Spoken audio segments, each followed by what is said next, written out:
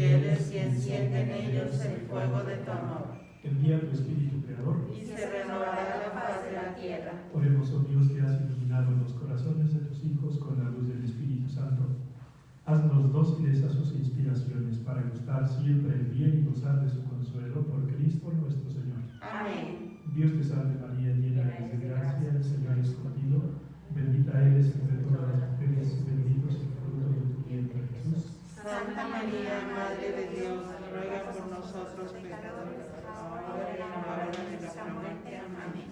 Gloria al Padre, al Hijo y al Espíritu Santo. Como era en el principio, ahora y siempre, por los siglos de los siglos. Amén. Cristo Rey nuestro, Venga por ellos, Virgen prudentísima María, Madre de la Iglesia. ruega por nosotros.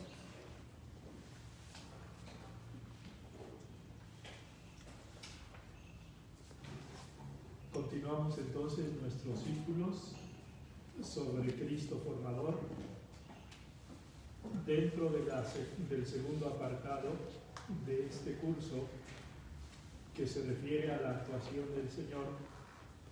Veíamos en la última unidad inicialmente algunos campos en los que el Señor se esforzó por formar a sus discípulos, a sus apóstoles.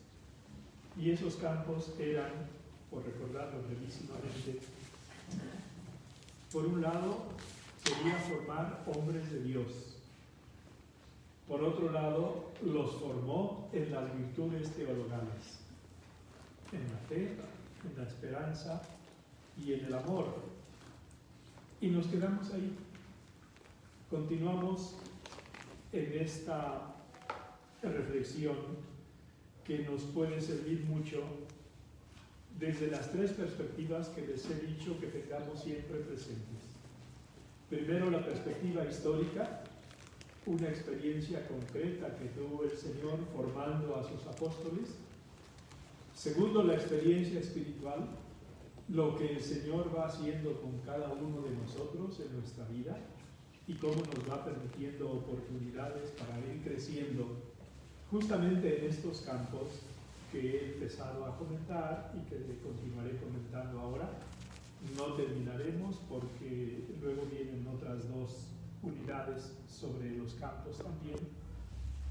Y el tercer campo, o dijéramos el tercer círculo concéntrico, es el apostólico. Vemos lo que Cristo hace con los apóstoles, en primer lugar. En segundo lugar, vemos lo que Cristo hace con cada uno de nosotros. Y en tercer lugar, lo que nosotros tenemos que hacer con los demás. Porque tiene que concluir en una dimensión práctica la consideración reflexiva de lo que nosotros vemos que hace el Señor. No olvidemos que todo lo que nosotros recibimos, aunque nos tiene inicialmente como primeros destinatarios, no somos los últimos destinatarios. Los últimos destinatarios son las personas, las almas sobre las que nosotros, por alguna responsabilidad que tengamos, podemos influir y debemos influir. Y debemos intentar hacerlo de la mejor forma posible. Y la mejor forma posible es la más parecida a la forma del Señor. Otro campo que el Señor trabaja para formar a sus apóstoles es el de la conciencia. La conciencia de cada persona. Para ello hay como tres diversas facetas que vamos a ver el Señor utiliza para formar la conciencia de sus apóstoles. La primera es, propone principios. La segunda es, ilumina situaciones. Y la tercera es, juzga conductas. Propone principios, por ejemplo, hay distintos campos, distintos pasajes. Yo me voy a referir quizás a dos. Primero, el principio es, den al César lo que es del César y a Dios lo que es de Dios. Es un principio. Con este principio nosotros tenemos que trabajar para irlo comprendiendo mejor, individualmente e históricamente. Históricamente, si se hubiera comprendido mejor desde el inicio, muchos problemas que han ido ocurriendo en las relaciones de la Iglesia con los estados, de la concepción misma de la Iglesia, de la misión eminentemente espiritual que ha tenido, nos habríamos ahorrado muchos problemas a lo largo de la historia. Y no olvidemos, cuanto más nos acercamos al Evangelio, más acertamos en las soluciones. Y cuanto más nos alejamos del Evangelio, más nos vamos equivocando en las soluciones que incluso con buena voluntad nosotros intentamos proponer. Entonces el Señor da muchos principios. Uno de ellos es este. Otro es: el sábado se hizo para el hombre y no el hombre para el sábado. Queriendo con esto decir que es más importante la persona que una norma descarnada y fría. Y la persona es la necesidad de una persona enferma. ¿Recuerdan el pasaje? ¿Es lícito o no curar en sábado? ¿Es lícito o no hacer el bien o el mal? Porque había un enfermo en la sinagoga y el Señor sabía lo que iba a hacer, pero quería iluminarnos. Y precisamente por eso preguntó a los entendidos, que eran los fariseos y los escribas. Y el Señor dice, porque ya en otro pasaje evangélico, uno de los guías el rabino encargado de la sinagoga había dicho: hay 7 días en la semana, vengan otros días a que los curen, pero no el sábado. Esa era la norma fría. Y el Señor dice: no, el sábado se hizo para el hombre y no el hombre para el sábado. Y además añade: y el Hijo del Hombre, y era él, es Señor también del sábado. Entonces vean cómo el Señor de esta forma va formando conciencias y va formando nuestra conciencia también. Ilumina situaciones. Por ejemplo, recuerden la parábola del fariseo y del publicano. Es una situación de 2 personas que suben a orar. El Señor quiere dejarnos claro cuál es la oración más auténtica o cuál es la oración auténtica. No es ciertamente la del fariseo, que de pie y casi como declamando, le dice a Dios: te doy gracias, Señor, porque no soy como los demás, ladrones, injustos, adúlteros, y como ese publicano, ayuno 2 veces por semana, etcétera, etcétera. Y el publicano que se queda atrás, que ni siquiera se considera digno de levantar los ojos para mirar al Señor, lo único que le dice al Señor es: ten piedad de mí, que soy un pecador. Y Jesús dice: este es el que ora auténticamente, no el otro. El otro está presumiendo sus acciones y sus méritos y se está poniendo medallas. Lo que éste hace es reconocer lo que es: un pobre pecador. Y como Cristo viene a salvar lo que estaba perdido y no tiene necesidad de médicos los sanos, sino los enfermos, él, que se reconoce enfermo, sale curado de la oración y del templo. Entonces vemos cómo Cristo, cuando quiere formar la conciencia, y cada una de las oportunidades que él tiene en su vida pública, en definitiva es un momento en el que puede formar la conciencia, él interviene mucho. Y también juzga conductas. ¿Recuerdan ustedes el texto del capítulo 8 de San Juan, en el que le presentan a una mujer sorprendida en adulterio, a la que todos le quieren aplicar de una manera inmisericordia lo que dice Moisés?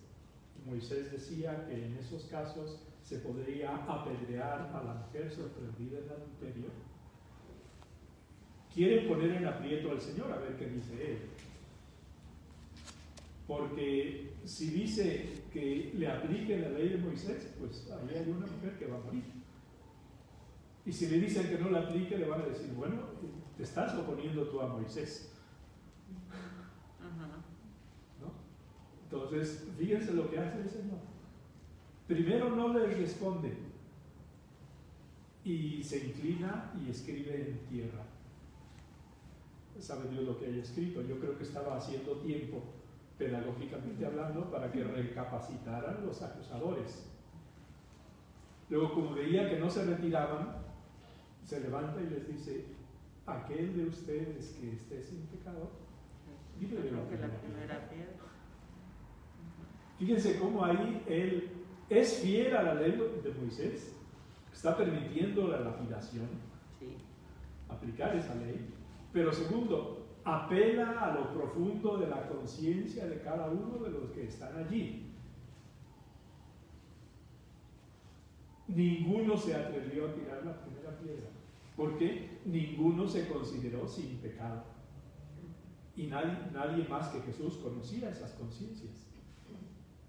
Y dice el texto de San Juan de una manera muy psicológica y muy realista que empezaron a retirarse todos, empezando por los mayores, que tenían más tiempo de haber faltado y más falta seguramente en su conciencia. Y no olvidemos, es tan importante la conciencia que es como un sagrario que Dios tiene en cada corazón.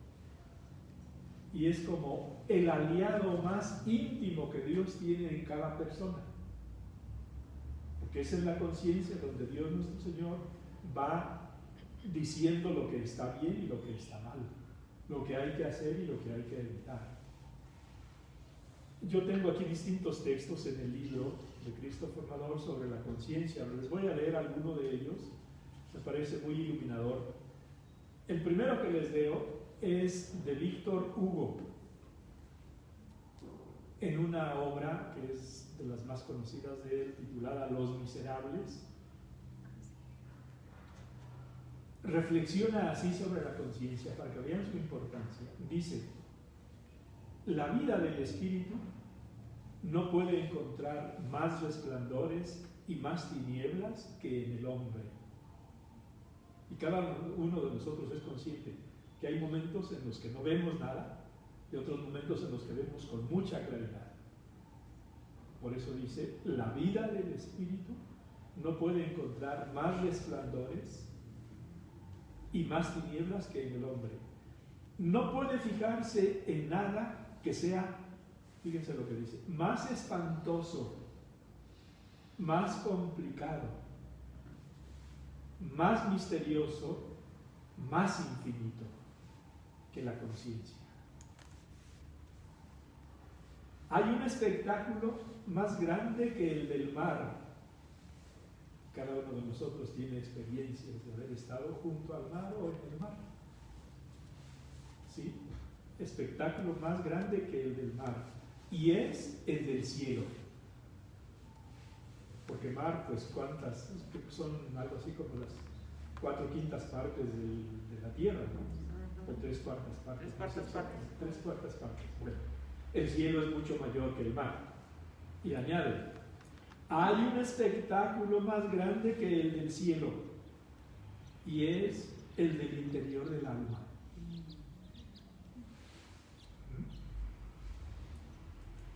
Escribir el poema de la conciencia humana, aunque sea a propósito de un solo hombre, una única conciencia,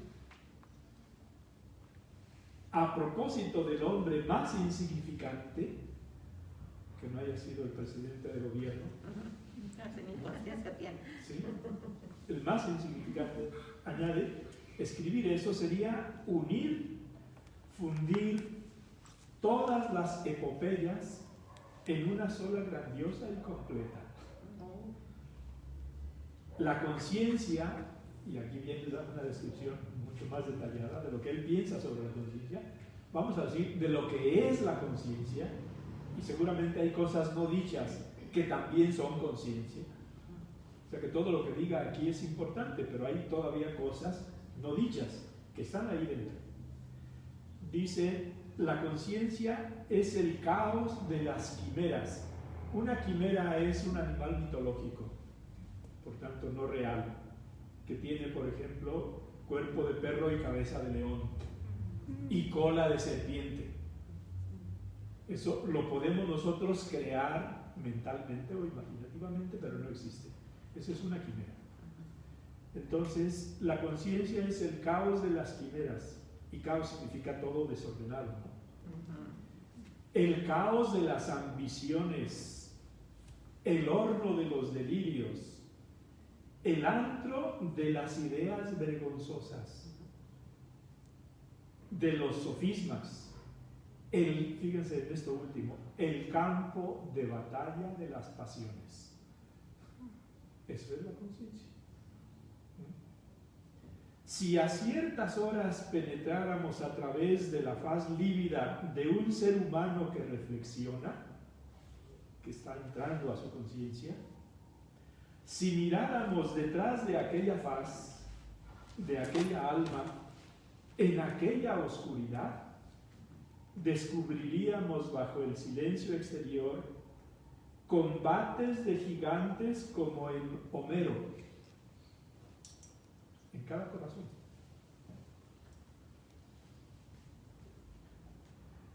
Espirales visionarias como en Dante. Y concluye, no hay nada más sombrío que este infinito que lleva el hombre dentro de sí y al cual refiere con desesperación su voluntad y las acciones de su vida. La conciencia como juez.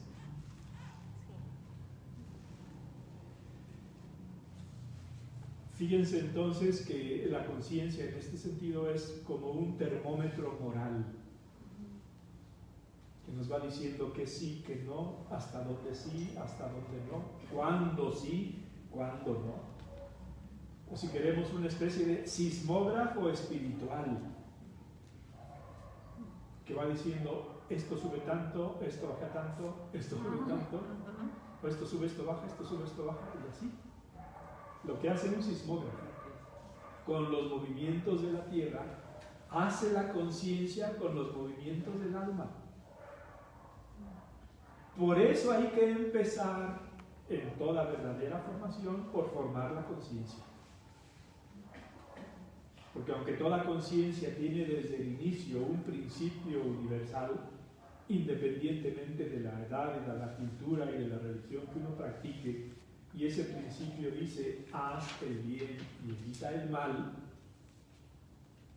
este principio y esta conciencia hay que irlos concretando en las distintas situaciones, hay que ir formando la conciencia porque se puede deformar. Y deformada la conciencia, pues no funciona. Cuando se habla de una conciencia bien formada, se dice que en ocasiones la conciencia remuerde. Muerde una y otra vez. ¿Sí? La bien formada, pero la no formada es una conciencia desdentada y ya. No puede remorder porque ya no tiene dientes. Claro. Se le han ido acabando los dientes. Es por tanto la conciencia el sector más decisivo de la persona. Porque es en la conciencia donde Cristo realiza una labor muy bella que San Agustín, de un modo muy sintético, describe así. Cristo ve tu conciencia. Cuando se dice en la Escritura que el hombre normalmente ve el rostro, pero Dios ve el corazón. Por corazón podemos entender conciencia, no se refiere al órgano fisiológico que late o deja de latir, ¿no? Se refiere a la parte más profunda de la persona. Cristo ve tu conciencia. Allí es donde Cristo ama, en tu conciencia.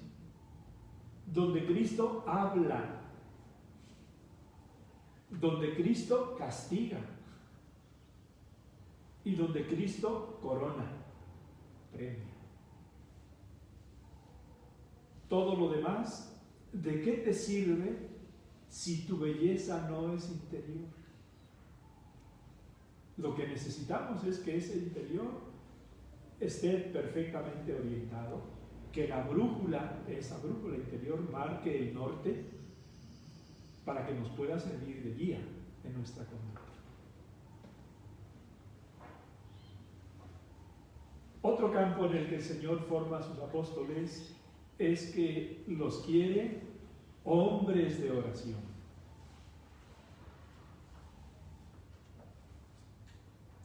Porque piensen que en la oración es donde nosotros conocemos a Dios, nos enamoramos de Dios,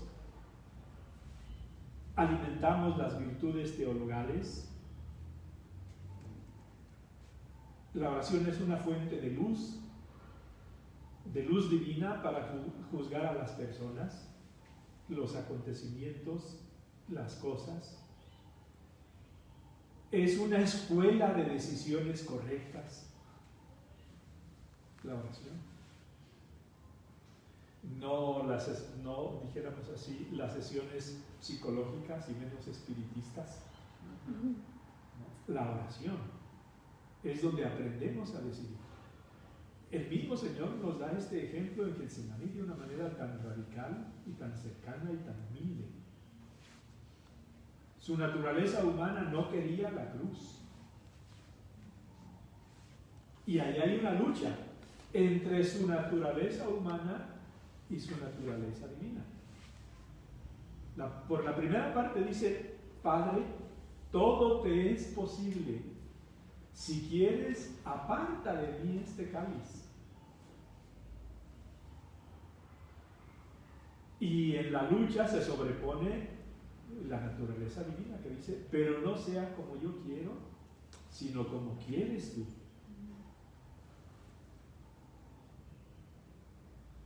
Y vemos nosotros cómo, por tanto, en la oración de Getsemaní, Cristo se afianza en su decisión básica de toda su vida. Venía a redimirnos, y a redimirnos a través de la cruz. Y la cruz la tenía a, pues no sé, unas 10 horas. Estamos hablando de las 12 de la noche, supongamos del Jueves Santo. La cruz empezó hacia las 9 de la mañana y a las 3 de la tarde murió el Señor. Entonces, la oración es fuente y escuela de decisiones importantes. Se decide desde Dios, se decide con Dios, se decide por Dios, se decide en la oración con serenidad, por lo menos serenidad espiritual, aunque psicológicamente se sufra muchísimo. El Señor sufre muchísimo psicológicamente en Getsemaní. Que recuerden que empezó a sentir terror y angustia. Y de sus miembros salieron goterones de sangre. Dicen los médicos, yo no soy médico, pero los médicos dicen que cuando hay un esfuerzo extraordinario de distintos tipos, una respuesta del organismo es que los vasos capilares se rompan. Y si se rompen los vasos capilares, sale sangre. Entonces es perfectamente no solo posible, sino real, que el Señor sudó sangre. Pero en la oración aprendió a decidir. Y si nosotros en ocasiones no sabemos qué decidir o cómo decidir, vayamos a la oración, y en la oración podemos y sabremos decidir con Dios y desde Dios. La oración también nos da, cuando nos acercamos a ella y la frecuentamos, la audacia apostólica necesaria para ir realizando en nuestra vida y en la vida de los demás obras que pueden servir para su evangelización. Ahora bien, hay que decir que en la oración, antes que predicarnos Cristo sobre la oración, nos da testimonio de oración. En otras palabras, la predicación más eficaz sobre la oración no es la palabra, es el ejemplo. Por eso San Marcos dice, todo lo que el Señor empezó a hacer y a decir, en ese orden. ¿Tiene importancia la palabra? Indudablemente que sí. Pero ¿sola la palabra convence? No. El testimonio convence más que la palabra. Y por eso el Señor, antes de decirnos que hay que orar, y nos lo dijo en el Sermón de la Montaña en algún momento, todas las mañanas antes de salir el sol, se levantaba y se iba a un lugar solitario a orar. Por las tardes, cuando había terminado su trabajo, se retiraba incluso a alguna montaña a orar. Cuando las turbas recibieron de él uno de los milagros de multiplicación de los panes y lo buscaban para hacerlo rey, dijéramos manipular su mesianismo, pensando que ya les habría solucionado para todo su presente y su futuro el problema del hambre, Cristo no se deja manipular y se va al monte él solo.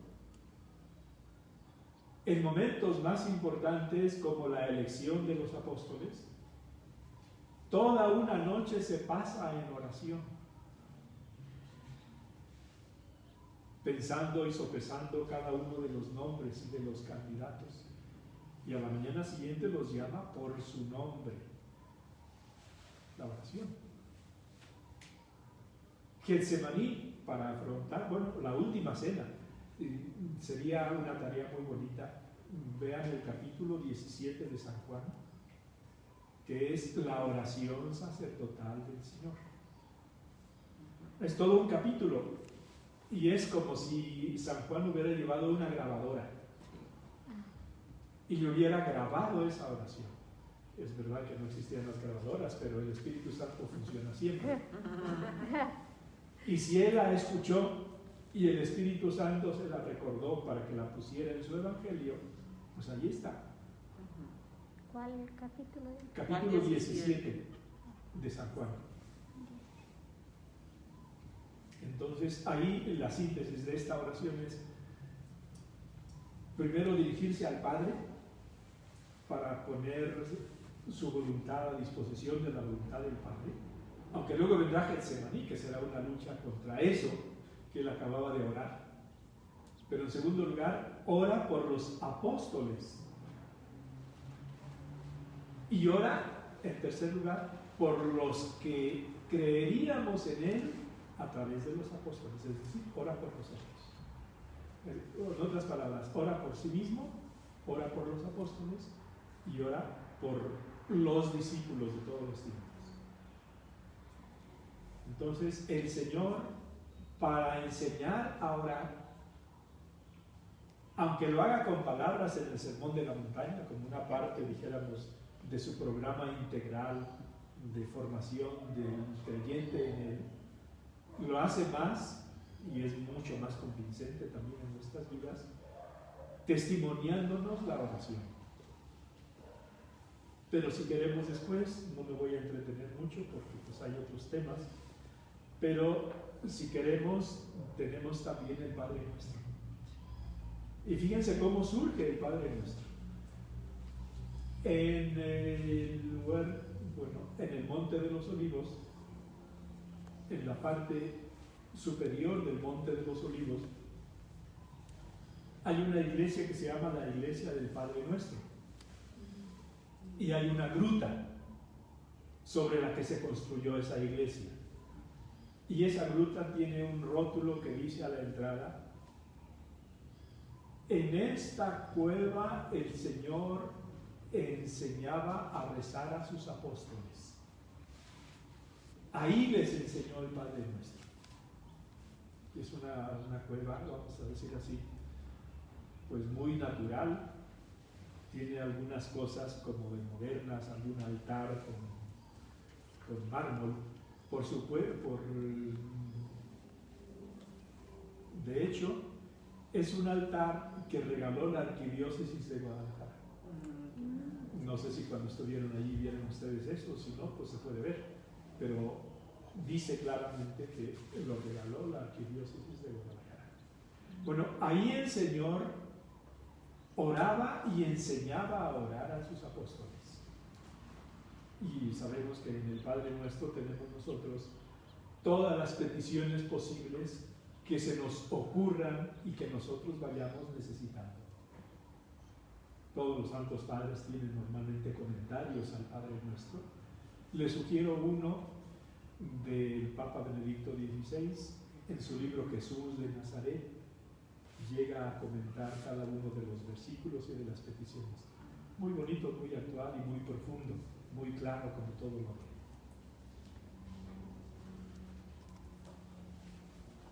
Ahora bien, sabemos que no siempre es fácil orar, que nosotros encontramos distintas dificultades en nuestra oración y que esas dificultades en ocasiones nos separan de la oración, en vez de acercarnos precisamente a seguir, vamos a decir así, con una especie de santa terquedad para aprender a orar. Porque no olvidemos que la oración es el oxígeno del alma, y si un cuerpo no respira, muere. Y si el alma no respira oración, también va muriendo poco a poco. Santa Teresa, que conocía los caminos del Espíritu, San Juan de la Cruz, cuando uno se encuentra en dificultades para orar, recomienda lo siguiente: si no sientes a Dios en ti, y muchas veces nos puede pasar, trabaja con todas tus fuerzas hasta que lo halles, desterrando de ti lo que para tanto bien te impidiese, y escoge antes la muerte que hacer cosa contra la voluntad del Señor.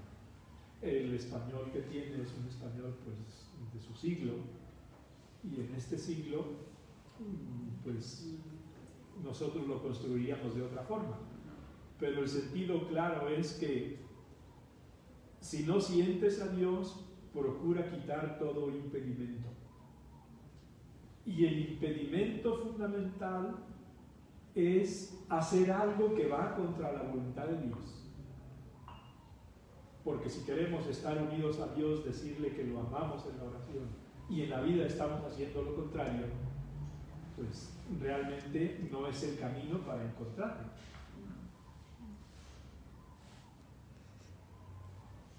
Y añade él: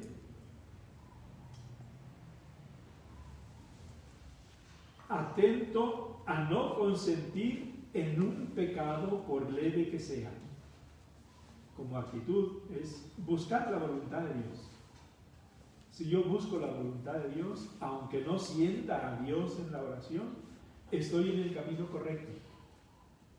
Porque no vamos a la oración a sentir a Dios, sino a agradar a Dios, a estar con Dios.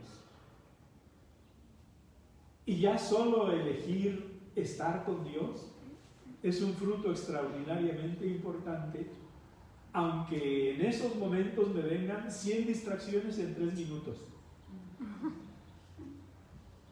o 100 en 100 minutos, o 3 en 45 minutos.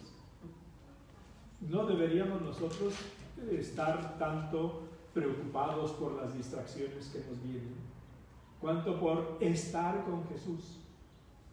Yo he elegido estar contigo estos 10 minutos, estos 15 minutos, esta media hora. Y caiga lo que caiga, salvo que se me esté incendiando la casa, voy a quedarme aquí, contigo. No necesito construirte ningún discurso, estoy contigo. Y si estoy contigo, lo tengo todo. Recuerden lo que dice en este sentido, es también San Juan de la Cruz. Es una estrofa de 4 versos extraordinariamente importantes. San Juan de la Cruz aplica estos versos a lo que es la perfección del cristiano, pero podemos también aplicarlo a la oración. explicar estos versos a la oración. Apliquémoslos a la oración. Dice así: olvido de lo creado. Primer paso. Segundo, memoria del Creador. Tercer paso, atención a lo interior. Y cuarto es el definitivo, y es una meta: estarse amando al amado. Eso es orar. Hay que buscar sobre todo lo cuarto. Yo, cuando voy a la oración, busco estar amando al amado. Estar con él. Porque además es la primera parte de la vocación de todo cristiano. Cuando Cristo habla, llama a los apóstoles, los llama para dos cosas. Primero, para estar con él. Y segundo, para enviarlos a predicar. Primero estar con él, porque si no estoy con él, ¿a quién voy a predicar? A un desconocido. No. Para conocerlo, estar con él. Sigue San Juan de la Cruz. No te fatigues por agradar fuera de Dios a criatura alguna. Es decir, no te preocupes de ninguno más, sino de Dios para agradarlo. No quieras agradar simultáneamente a 25,000 personas. Primero, porque nunca vamos a lograr agradar simultáneamente a todos. Y segundo, porque estamos desenfocando el objetivo de nuestra vida, que no es agradar a las personas, sino agradar a Dios. Y si agradamos a Dios, muchas veces también agradaremos a las personas. No porque buscamos eso, pero porque es una consecuencia. Si estoy yo bien con Dios, estoy bien con los demás. Y si estoy bien con los demás están bien conmigo. Y así hay una convivencia mucho más armoniosa y pacífica. Pero se trata de apuntar a lo alto, a Dios, para que vengan los frutos en la convivencia, digamos, horizontal.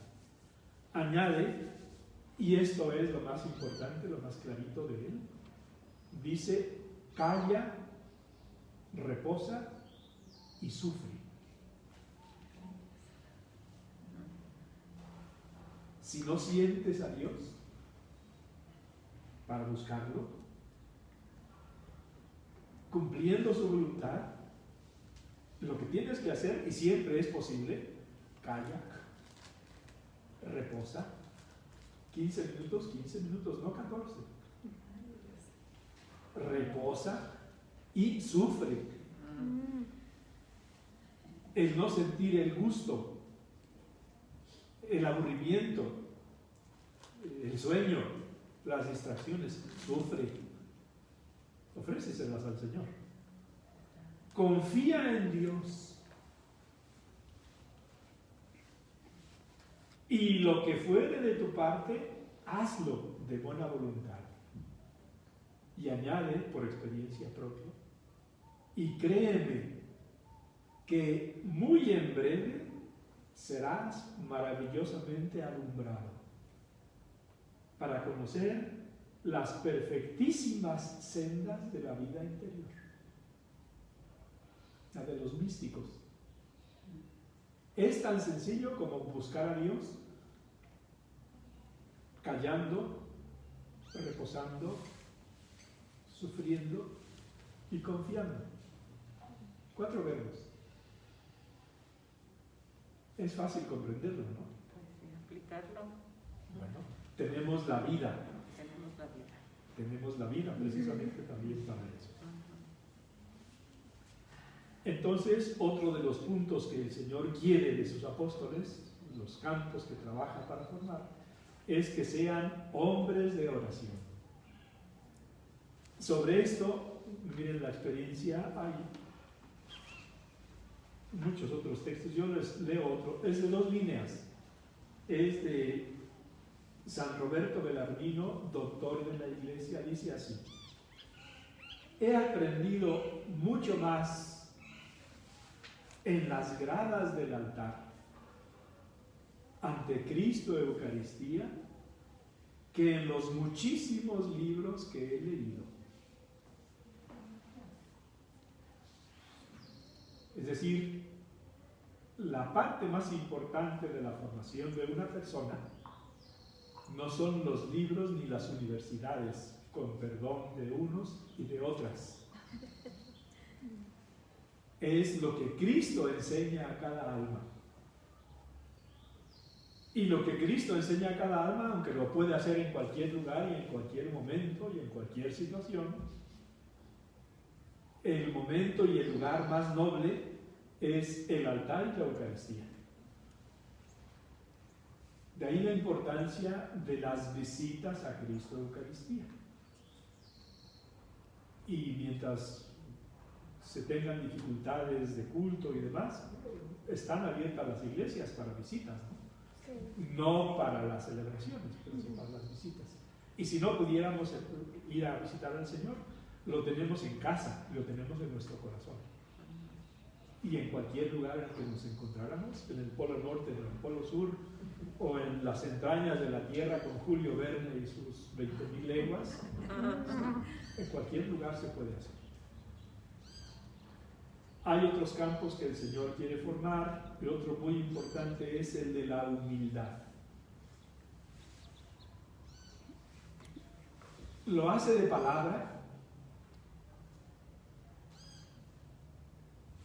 cuando dice, aprovechando oportunidades, cuando ve que el hombre tiende a elegir el mejor lugar en los banquetes, él dice, cuando seas invitado a una boda o a un banquete, no vayas a los primeros puestos. Siéntate en el último. No sea que si vas a los primeros llega alguien más importante que tú y con vergüenza tengas que escuchar, deja este espacio porque ya está reservado para otra persona. Y eso porque el Señor lo veía. En las sinagogas, y se ve esto en la sinagoga de Cafarnaúm, por ejemplo, a la entrada a mano izquierda, de inmediato, había un puesto que era el que se consideraba de los más importantes. Y normalmente llegaban casi aborazadamente a ocuparlo ahí los fariseos y los escribas del lugar y de la comunidad. ¿Por qué era el más importante? Pues porque ahí todos veían que estaba en la sinagoga.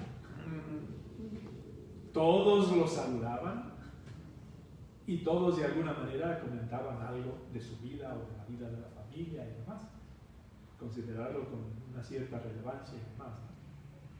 Entonces, el Señor que veía esto, todo lo que Él va predicando, pues tiene no solamente una verdad, dijéramos así, perenne, sino también la solución a un problema y una situación concreta que Él veía que se estaba dando en las comunidades a las que Él estaba visitando y estaba predicando. Cuando también dos de los apóstoles, que son Santiago y Juan,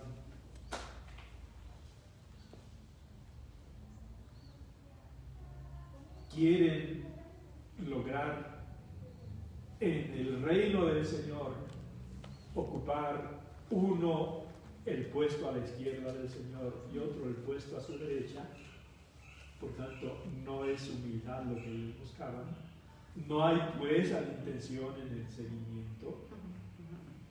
Recuerden lo que hacen, son capaces de enrolar a la mamá, y como una mamá hace por el hijo todo lo que sea, vio también la mamá pues que era, ella lo veía como seguramente, dijéramos, algo merecido por los hijos, y ella si podía intervenir pues lo hizo, y por eso se acerca al Señor y le dice, tengo algo que pedirte, y el Señor le dice, sí, dice, por favor, que cuando llegues a tu reino, que uno de mis hijos se siente a tu derecha y el otro a tu izquierda. No, a mí no sé. O sea, secretario de Gobernación y secretario de Exteriores, o secretario de Finanzas. ¿sí? Y fíjense cómo el Señor corrige de una manera tan delicada y al mismo tiempo tan directa. Ya no responde a la mamá, responde a los hijos que estarían ahí al lado. Y les dice a ellos, no saben ustedes lo que están pidiendo. Son capaces de beber el cáliz que yo voy a beber. Y de ser sacrificados con el sacrificio con que yo me voy a sacrificar. Y ellos, entendiendo que si le dicen que sí, ya la hicieron, le dicen sí. Y el Señor les dice, miren, qué listo y qué respetuoso y qué clarito. Dice, efectivamente, van a ser ustedes bautizados con el bautismo que yo voy a ser bautizado.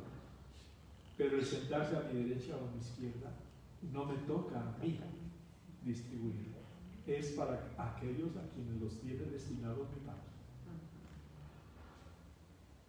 Entonces, vean cómo ni en los mismos apóstoles había una intención pura, perfecta, para seguir al Señor por donde Él quisiera.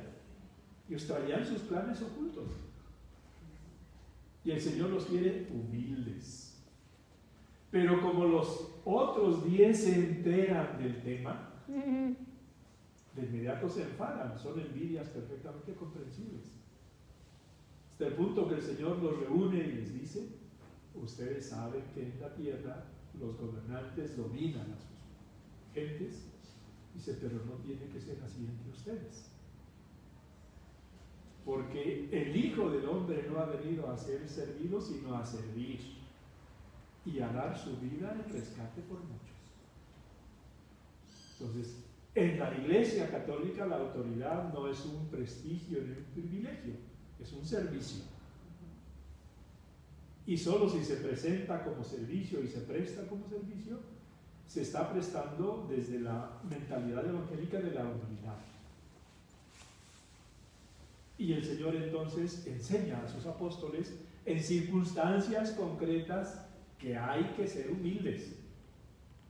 En los banquetes, en los puestos que se eligen para el futuro, pero también viendo la necesidad que tenían, el Señor se presenta como modelo de palabra a sus apóstoles en 2 virtudes. La primera es esta: aprendan de mí que soy manso y humilde de corazón. No dijo aprendan de mí a multiplicar los panes. Y nos vendría muy bien en determinadas ocasiones. No dijo aprendan de mí a caminar sobre las aguas. Y quizás en algún momento de descanso pues pudiera estar bien. No. Dijo aprendan de mí que soy manso y humilde de corazón. Porque él era plenamente consciente de la importancia de la humildad. La humildad abre los corazones. La humildad acerca a las personas. La humildad convence. En este sentido, un modelo extraordinario pues es la Madre Teresa de Calcuta. Fíjense con qué testimonio tan sencillo y tan humilde estuvo en los lugares más importantes de la tierra, como la ONU, por ejemplo, dando su testimonio de servicio humilde a los más desamparados de los desamparados en la India. O piensen en el santo cura de Ars, también con su actitud de humildad, o en San Francisco de Asís. ¿Y por qué atraen tanto?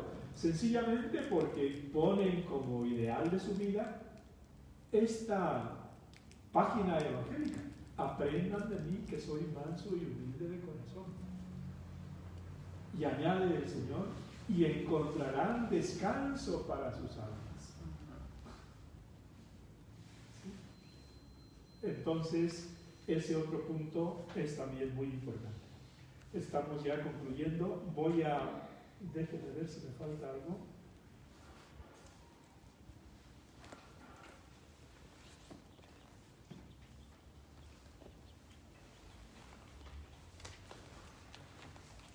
faltan otros temas que vemos la próxima vez. Alguna de ustedes me mandó una pregunta y es que recibió como regalo un libro con mandalas. ¿Le suena el nombre? Sí, Sí. no está por... Sí, Mandalas. para dibujar. Sí, bueno, vamos a ver. Mandala es una palabra sánscrita. El sánscrito es una lengua originaria de la zona de la India, que luego interviene en otros idiomas europeos, entre ellos el griego. Dijéramos que es una lengua originaria, el sánscrito. Y la mandala, supongo yo que es femenino, termina en A. Y si no, pues que me perdone la lengua. Es un círculo con dibujos que o están coloreados o uno puede colorear. Ajá. Y que están indicando un ideal, y es lo que significa la palabra también, que es armonía y perfección. Ahora bien, podemos nosotros analizar esta palabra y este tipo de dibujos desde dos perspectivas. La primera perspectiva es una perspectiva sencilla y que no se complica, a nivel, dijéramos, meramente material y artístico. Y si uno lo recibe así y no va a más, pues es como tomar otro tipo de dibujos para colorearlos. Pero también hay detrás, y puede haber, y probablemente quienes distribuyen este tipo de material están en esa idea, hay también un elemento, vamos a decir así, religioso y teológico. Y ese elemento religioso y teológico es una especie de divinización o impersonalización de la divinidad. Y que en ese sentido distrae en un elemento esencial a un cristiano. ¿En qué sentido? Pues en que pueden llevarnos a orar a ese dibujo o a adorar ese dibujo o lo que él representa. Es muy fácil que el conocimiento que han tenido ustedes de esto no hayan pensado en esto último, pero puede estar. No digo que siempre esté, nada más como se trata de responder a dudas sobre situaciones en que uno se vaya encontrando, es bueno tener presente este punto. Porque, pues, para un cristiano, Dios es un ser personal, es una persona, no es un dibujo. Por muy bonito que sea el dibujo y por muy bonitos colores que haya. Y este Dios que es personal es la fuente de toda la armonía y toda la belleza del universo. Y lo que trae a esa mandala pues es una serie de figuras que pueden ser bonitas, pero que son una billonésima parte de la belleza de Dios personal. ¿Sí? ¿Alguna pregunta, alguna duda sobre esto? Entonces estamos terminando a tiempo. Te damos gracias, Señor, por todos tus beneficios, a ti que vives y reinas por los siglos de los siglos. Amén. Cristo, Rey nuestro. Venga tu reino. Virgen prudentísima María, Madre de la Iglesia. Ruega por nosotros.